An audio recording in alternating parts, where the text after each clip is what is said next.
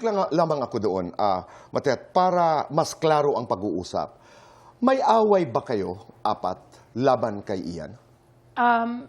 Actually, hindi ko po masabing away, Okay. but misunderstanding, Tito Boy. Alright.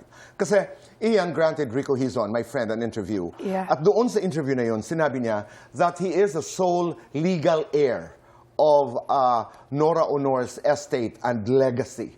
Ano ang reaksyon mo doon? Totoo naman po eh. Totoo naman. Wala naman pong pagdududa dun. Kumbaga, kahit nga hindi niya nasabihin eh. Okay. Understandable. Alam na po ng lahat yan. Okay. Nagtatag siya ng one-person corporation na mamamahala ng Nora Honor Foundation and Nora Honor Enterprise. Alam niyo ito? Did he tell you about this? Or kasama ba kayo dito?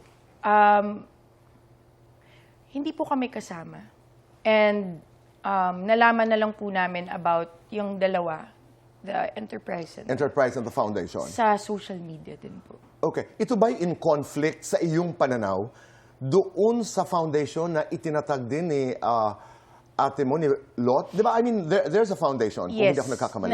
Nung shortly after mom passed away, nagmadali po kami na magtayo ng foundation because ang dami pong gustong, ang daming gustong mag-ano ng ni mami.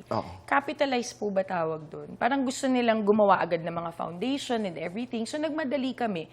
Kasi kailangan, kaming lima yun. Kaming lima po yun. So doon sa talaga. foundation na yun, kayong lima ang kasama?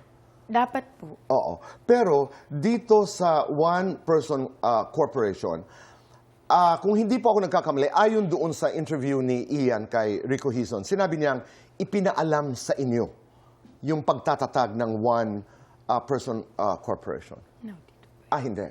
So wala kahit tawag, kahit pagpapabusina, kahit... Baka po yung dalawang boys. Baka po alam nila. Okay. But kami ni ate, definitely wala po. Ang pagkasabi dito ay pinaalam niya raw sa inyo ang pagtatag ng OPC at kasama kayo sa plano. Although sa papel, it looks like si Ian lamang ang incorporator. Si Lot kasi in an interview, she denied this through a statement.